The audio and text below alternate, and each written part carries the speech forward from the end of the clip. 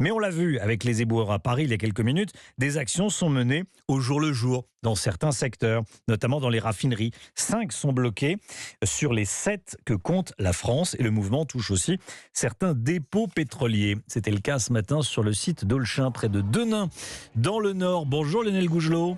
Oui, bonjour Romain, bonjour à tous. Lionel, les grévistes ont rapidement été délogés par les forces de l'ordre.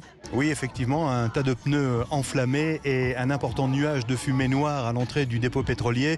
L'opération coup de poing de la CGT et de Sud a contraint 2 camions-citernes à faire demi-tour ce matin, mais rapidement, un important dispositif d'une 60aine de policiers s'est déployé sur place, dégageant dans le calme les manifestants, tandis que les pompiers éteignaient le feu. Un coup pour rien, donc, reconnaît Jean-Paul Delescaux, le responsable de la CGT, qui donne toutefois rendez-vous pour d'autres actions. Là, c'est pas notre meilleur score en longueur, mais bon, on va y revenir, parce que le dépôt, c'est un dépôt stratégique.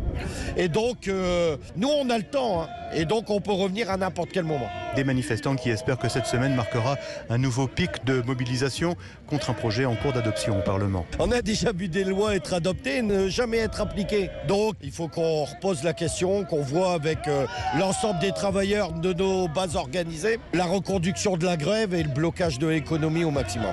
Parce que le peuple ne veut pas de cette réforme.